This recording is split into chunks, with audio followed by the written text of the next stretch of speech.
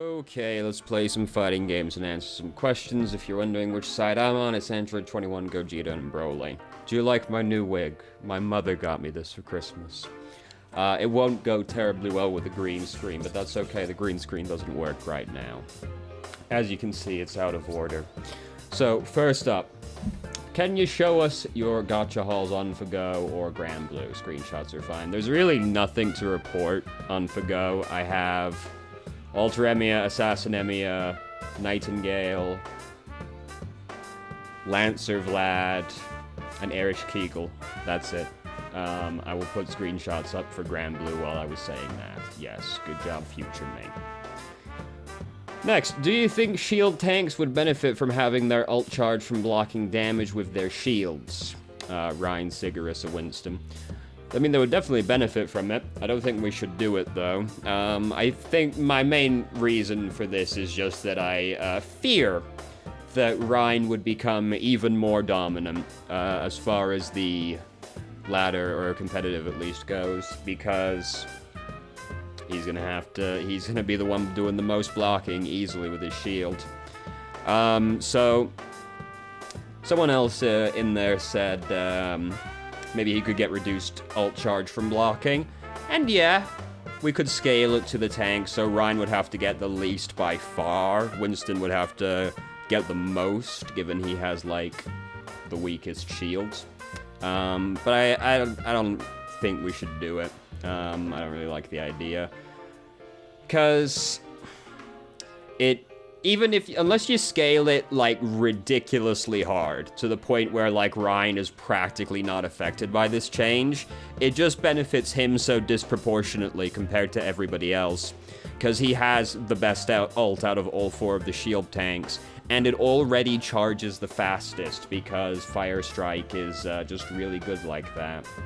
So, I don't think we should do it, unless we're gonna basically say Ryan pretty much doesn't get to be included in the system, because he would benefit from it just so drastically compared to everybody else.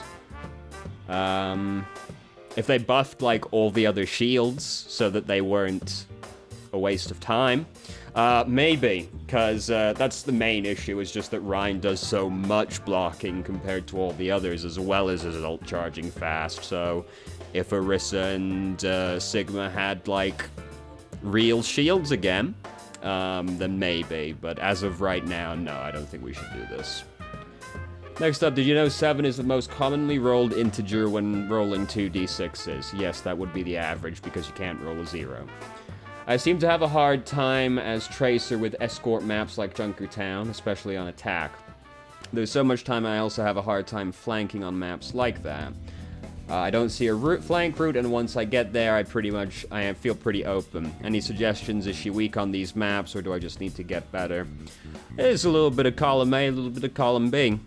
Tracer's one of these heroes that has such a high skill cap, where people who are really good at Tracer can make her work in more or less any circumstance, or at the very least on pretty much every map, but, you know, being good is the solver of all problems, so, you know. Some maps definitely don't favor her. I would say Junkertown is an example of a map not favoring Tracer, because there's not many alternate routes you can take outside of the first point, and even then, those alternate routes are pretty bad. It also just tends to be a really spam-heavy map. When you only have 150 health, spam is pretty scary, because you can just suddenly die out of nowhere. And that can always happen, that never really goes away. Overwatch is a really fast game. You can't account for everything at all points in time, so sometimes you're just gonna come out and just get clapped in the skull because someone happened to be firing where you blinked. Such is life. The thing is, I'm not, like, personally good enough at Tracer to offer many in-depth suggestions for this, really. Certain team comps will not help matters. Like, if you're playing against a team that's, like, got Junkrat and Mei as, like, the DPS, these are two DPS that you basically won't get to kill, barring exceptional circumstances, and they make life quite difficult for you. Because you can be trying to blink away, and then there's a wall behind you, you blink up to try and make something happen, and Junkrat just throws a mine in your face, you know? So you have to be very cognizant of what the enemy team comp is. And play around it as such, because if they don't have any realistic DPS targets like that, you need to be focusing on the supports even harder and trying to circumnavigate those two DPS as much as you possibly can. I think most of the problem comes down to, like, with this kind of thing, is just not really having a firm idea of what you're trying to do.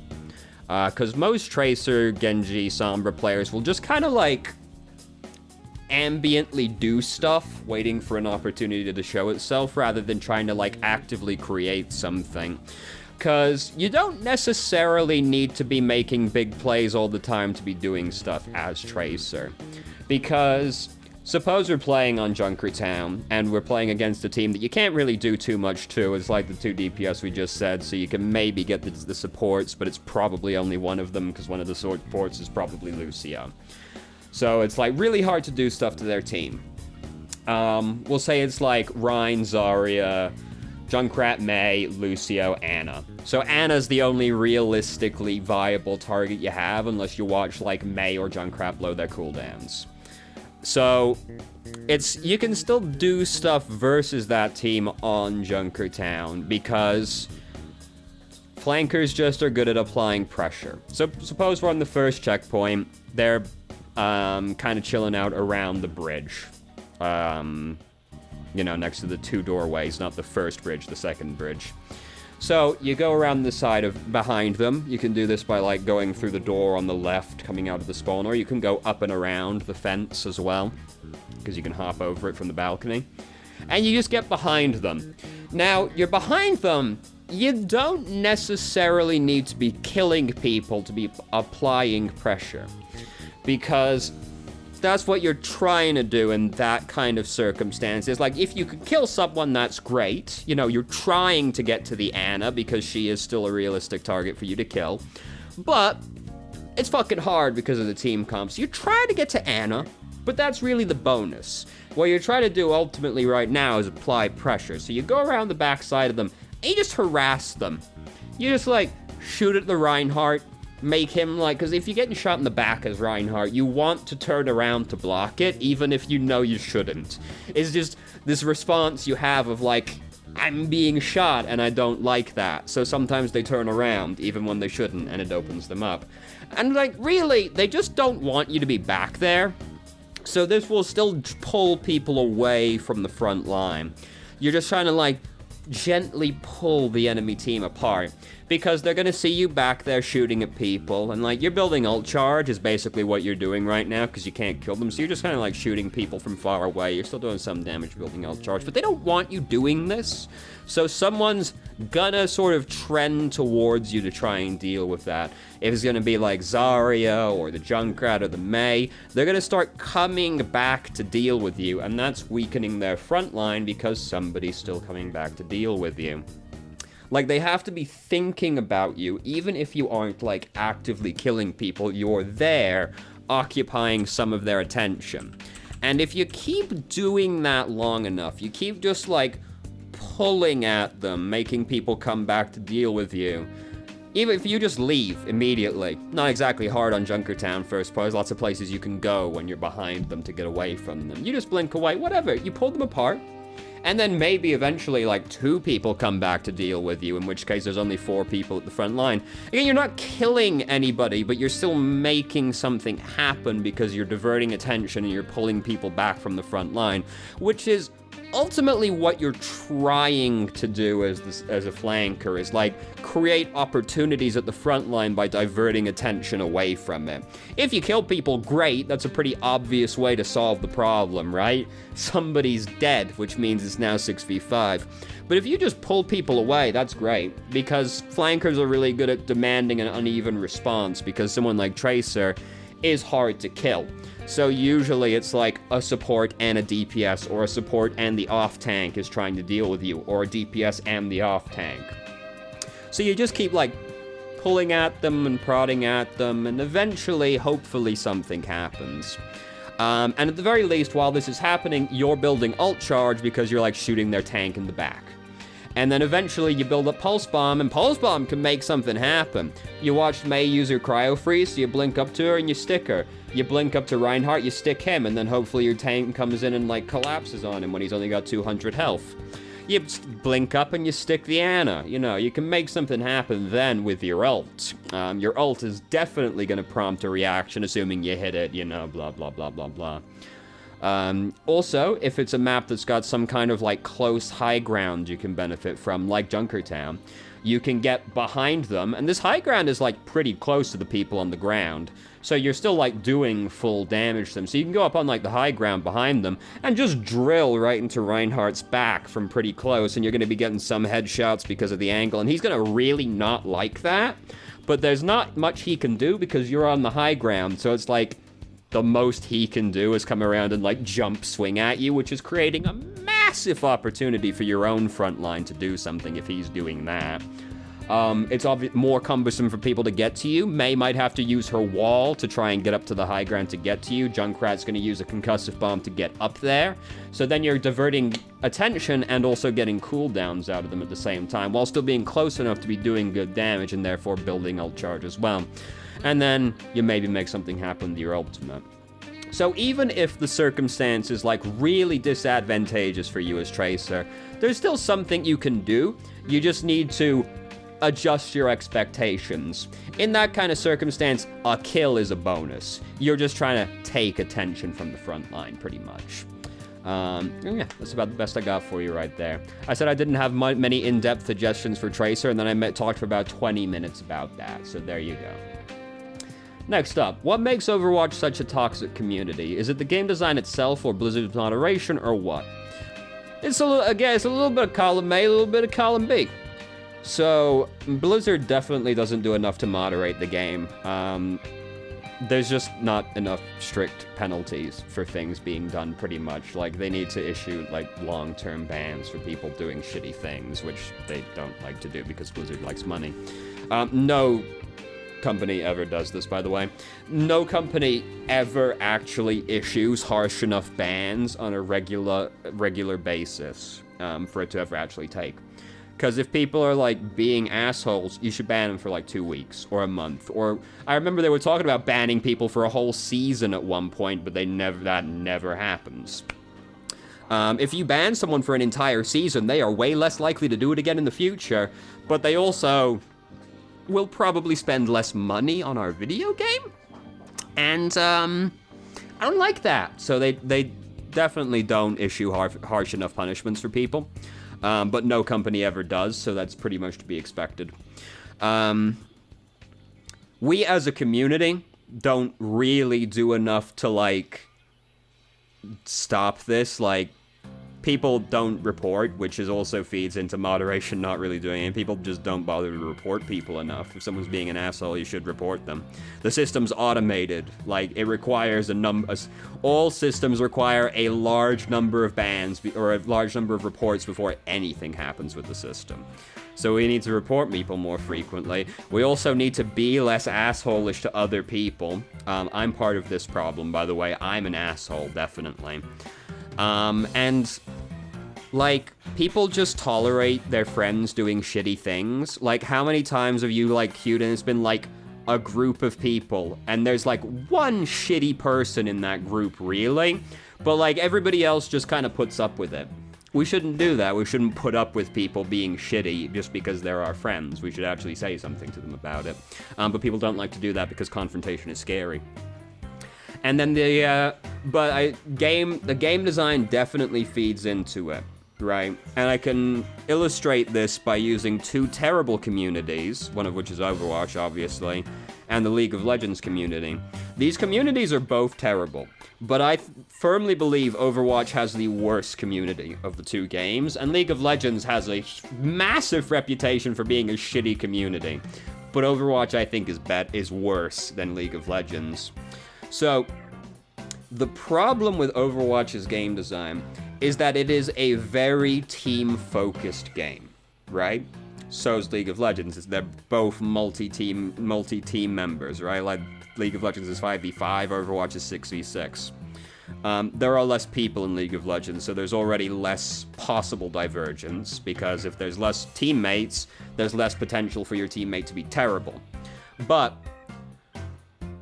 Overwatch, it's extremely hard to solo carry a game in Overwatch. You need to be dramatically better than the people that you're playing against in this game to solo carry that game. Like, you need to be like 2 categories above where you currently are in terms of skill. If you're bronze, you need to be like plat or gold to be able to do this, to be able to like solo carry that game reliably, right? Carrying on and on from there. Because the game design is just this way. It is very hard to get stuff done by yourself in this game. You require at least some assistance from your teammates, unless you're a god. League of Legends, conversely, is still a team game, but you are way less reliant on your teammates doing something to hard carry a game, because League of Legends has items. Overwatch does not. I can be better than you, but my McCree is exactly equal to the McCree over there in terms of overall power, right? But if I'm playing League of Legends, if I'm playing top, if I'm dramatically better than the other person I'm playing against in top, I will become so much more powerful than him. I will become infinitely more powerful because I am making more money from killing him repeatedly and also just farming minions more. And he is getting weaker and weaker and weaker because I'm killing him repeatedly, so he's spending less time farming because he's dead, he physically can't be. And I'm just farming and killing him, so I'm also getting more money from getting kills that he isn't getting. So, by being better than my equivalent opponent in League of Legends, I am both getting stronger and handicapping them at the same time. So League of Legends is less team reliant because you have more control over the way that game goes by being better than your opponent. If I'm playing against another McCree, if I'm dramatically better than that McCree, that doesn't necessarily matter because that McCree is still as good. His flashbang is still as flashy and as bangy as mine. But if I'm playing League of Legends, my Q could like half-shot their carry, whereas this guy is like walking into a fight like 4 levels down and just gets clapped as soon as he sees someone on my team. So the game design is definitely a part of it as well. Just because it's harder to do stuff by yourself in Overwatch. Teamwork is more required in this game than it is in a game like League of Legends. So it's a whole collection of things, basically. I feel like out of all of these things, the game design is probably the biggest cause of it. I feel like it's like, the game design is probably like 50% of it, and then Blizzard's moderation and our treatment of people that are toxic is like both 25%. There's nothing you can really do about it. Like, every game has a shitty community to some extent. The exception is games that are like strict, like mostly just PvE rather than PvP. Like Deep Rock Galactic has a pretty good community because there's no competitive element to that game. Like none at all. It's purely based around cooperation. Like, yeah, people might get annoyed at other people, but like, it's a pretty good community because, like, there's just no competition for anything, really. You're all just kind of trying to win, This is not strictly true, if it's just PvE, because a community like Payday didn't have such a great community, because that game has a very strict meta, even though it's just, like, PvE. There's still a meta game attached to it, so, it varies, but, like, that's the main reasons I think Overwatch has such a terrible community. So, next up. How do you know what style to play against a specific enemy comp/strategy? To an extent, this just comes with experience, because you get more used to playing against certain team comps, so you know kind of intuitively what worked and what didn't. But basically, you're trying what you want to try and think about in the game is like what is the strength of their like heroes / composition. Sometimes you can look at it just like heroes. Sometimes you want to think about it comp-wise. Generally, you can think about it just like by a couple of heroes, because usually you're playing around like what their tanks are, as for how like defensive you need to be. Because this is like the main difference in playstyle, is like how defensive you have to play versus the enemy team comp. And you're never really worrying about the enemy supports for how aggressive you need to, or how defensive you need to play. You're playing around tanks and DPS usually. So if they're playing playing a dive comp, you're going to want to play like really defensively and try not to expose yourself so much, because if you step out of line versus a dive comp, you're going to be getting jumped on by like 3 people. But you can think about it just like by a couple of heroes, because we'll just assume they're doing Rein Zarya, the most common tank combo you're going to see, basically. With a couple of different DPS as an example. So suppose their DPS are Soldier McCree. You don't really need to adopt any kind of special playstyle versus that team comp, other than just general stuff like staying in cover, because they're playing to hit scan DPS, so they need to like see you, and they can't really like extend massively to get to you. So as long as you're playing around cover, you're pretty safe. Staying with your tanks, not going too far forward, making sure you've always got a wall or a shield that you can go to if you need, ideally both. Even if you've got a shield in front of you, you should still be thinking about what cover on the map you can use, because you can't rely on a shield always being there, but Wall Chan will always be there for you. She's like a tank that can never betray you. It's incredible. So, you don't really need to adopt any kind of special playstyle versus that. But if they're playing Widow Hanzo, suddenly you actually need to play more defensively than you would before, because now they have the potential of one-shotting you.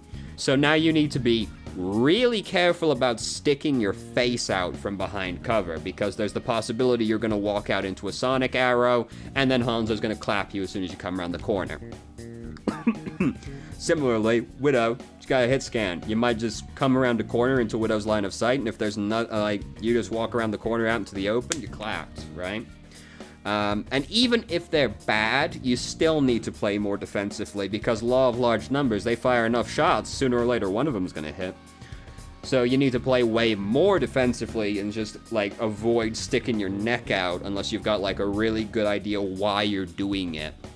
Versus those kinds of comms. You need to play around your shields even more, because your shields are going to be the only way you can get like an uncontested line of sight, because you're going to need to poke your face out to get some stuff done, and if there's a shield there, hey, they can't shoot me, but I can shoot them.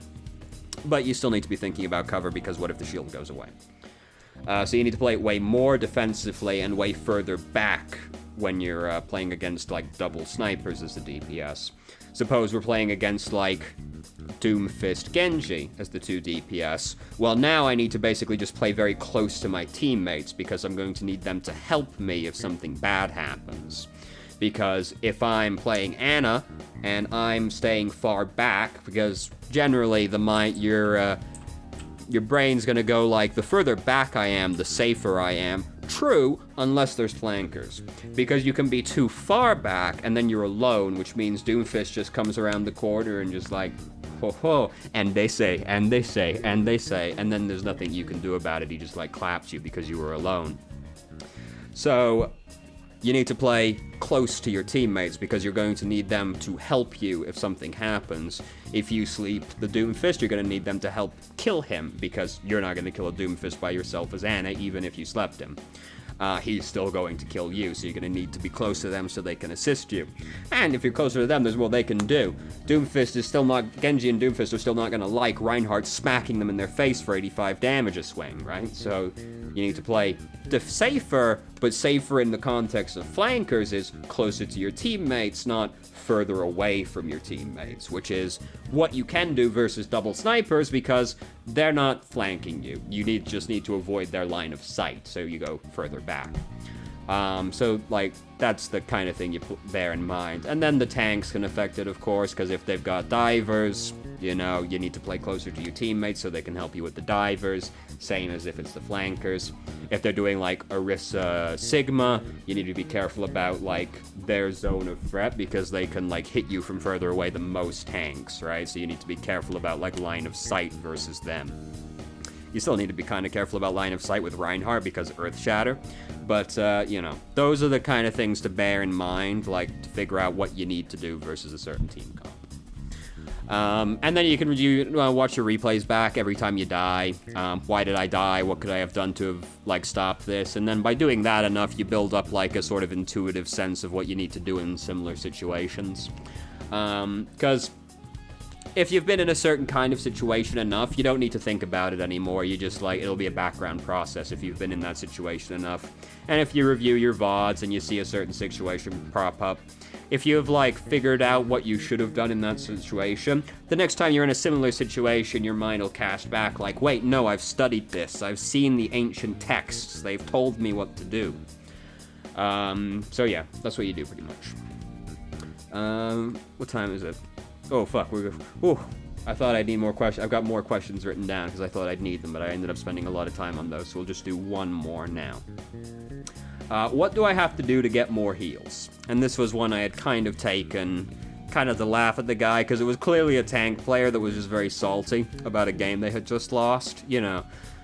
I'm a tank, I'm in bronze, they just won't heal me, what the fuck do I do? You know, that general vibe. I think it was in silver, actually. You know, you get the idea. You know, you can imagine a situation, I'm sure. So, the thing, yes, there's, like, two things you need to think about when you're playing a tank, right, in regards to your healer. And the first thing, this is what you do immediately when you come into the game and when you're coming out the gate, right? You immediately have to think about this. Who are the healers? Because this drastically affects how you need to play. Because if you're playing with Lucio Mercy, this is quite low healing. So you need to play more cautiously going forward because they cannot heal you up quickly. So you need to be careful about what you do. Whereas if you're playing with Baptiste Ana, this is pretty big healing. You can get away with being more aggressive if you're playing with two high healing output champions, or high healing output heroes, champions of League of Legends. So as soon as you're coming out of the gate, you should immediately think, who are those two supports? Because that affects how you need to play. More aggressively versus more passively. Sometimes you still need to play passively with two high output healers based on the enemy team comp. This is something to bear in mind, but it's less important than who your healers are. If you're playing against a very spam heavy team, there's only so much healing that can be pumped out. So you can have two high output healers, but still need to play cautiously depending on how much damage the enemy team has. So that's also something to think about. But that's the first thing you think about. Who are my healers? And then the other important thing you need to think about is, can my healers see me? And this also matters, like, part A ties into part B, because who your healers are affects where they will be able to heal you from. Ana needs line of sight. You need to be careful to not line of sight Ana. Most tank players know this, but they don't actually do anything about it. So, like, here's an example of, like, two similar situations that require two different forms of move, or two different types of aggression. Suppose we're playing on Eichenwald, right? We're on the first checkpoint, and we're attacking. When you get through the choke point, there's only really two things you can do, which is you immediately go left around the corner, or you push further up and you take the second left next to the gate instead. So, when you push through the choke point, your healers are going to be pretty far back. They're going to be back probably behind the doorway, the first doorway outside the checkpoint, or the choke point, sorry. You know, the doorway that goes to the big health kit on the left. They're probably going to be around there or behind there. So, if you immediately go left, and we'll just assume they're like Ana, Lucio, right, for simplicity's sake, in both situations. If you immediately go left, you're going to instantly line of sight Anna as soon as you go through the choke point pretty much. But conversely, Anna doesn't actually have to go as far to be able to see you again, right? Because she only has to go like 10 feet forward and a little to the right, and she'll be able to see you around that corner again. So you'll line of sight them quickly going through the choke point, but they don't have to do much to catch up again. Now, if you go left and then immediately right, Anna suddenly has to go way further to catch you up. So if you go left, it's not such a big deal if you do it immediately, but you can't then immediately go right afterwards because now Anna needs to cover 2 corners to be able to see you again. But suppose so you don't really need to adjust too much other than slow down once you go around the corner. But if we go left at the second turn instead, well, if I go through the choke point, like I charge through, say, I see an opportunity to like pin their Reinhardt and I charge through.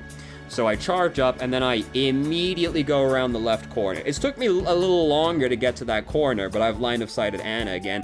Anna needs to go so much further to catch up to me now, because she can't just go like 10 feet forward and a little to the left. She needs to go all the way down the street basically to catch up to me. So if I line of sight her on the first corner, it's not a big deal because she'll catch up quickly.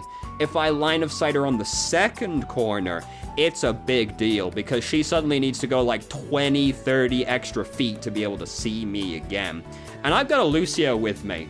I'm going fast, right? So I got there quickly and she's got to get there slowly. So if you're going through the if you see an opportunity to like pin Sony, you're like going through if you're going around the second left, you need to wait for Anna to cover some ground before you go around that corner. Because if you go around immediately, Anna can't see you, she's got to take forever to get to you again.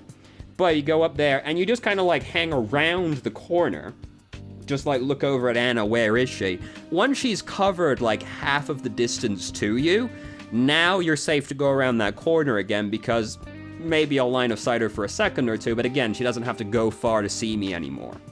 So, 2 similar situations on the same choke point that require you to do 2 different things.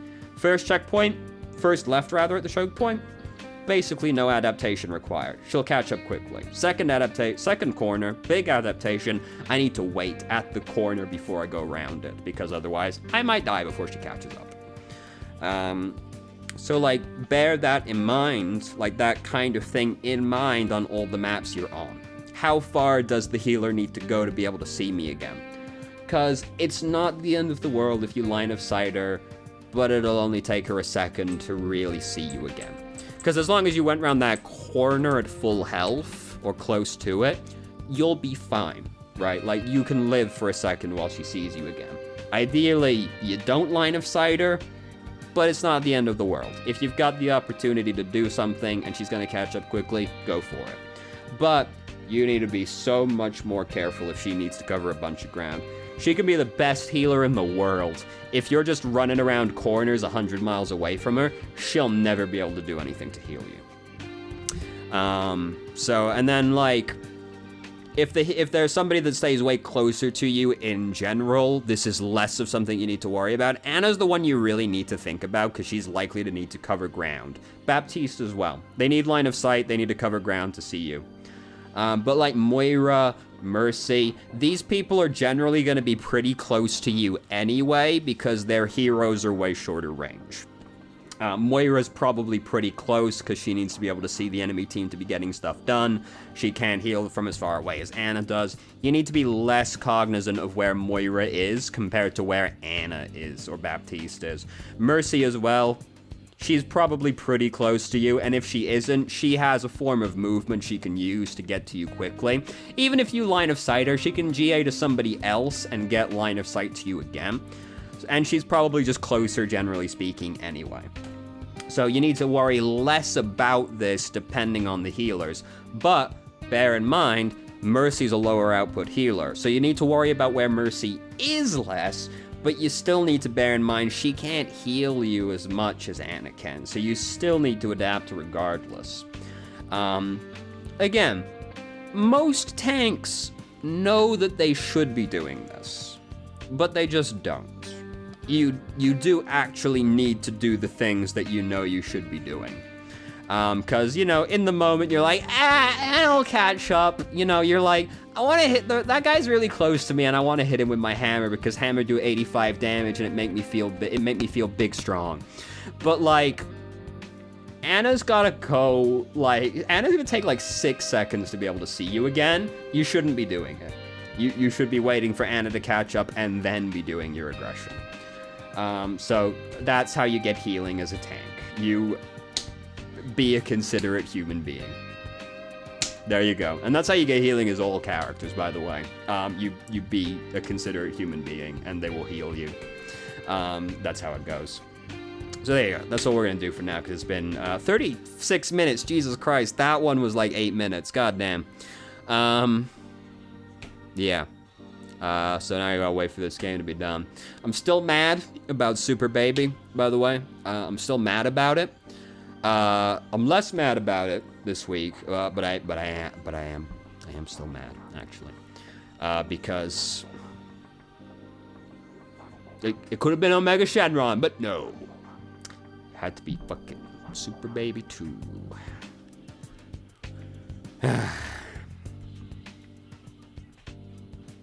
I don't know, I can't think of anything really to fill time with, really, so we're gonna look at the game. Alright. We got, it's looking good. We got 2 boys. We got Sparking, he's down to just Cell. Now, Cell is, of course, God's mistake, but, you know, he's got a lot of meter as well. Gogeta's dead, unless he fucks it up. That's okay. I do all my best work with 1 character. We got Broly, we got Sparking, he's full health. It's all good. He ain't got Sparking. I fucked it up, though. I was like, he's gonna drop down. I went for the light attack. No, he's super dashing. I should have done the down heavy, clap him out of the air as he comes down. It's okay, we got Sparking. We're gonna Spark, because we're afraid of dying.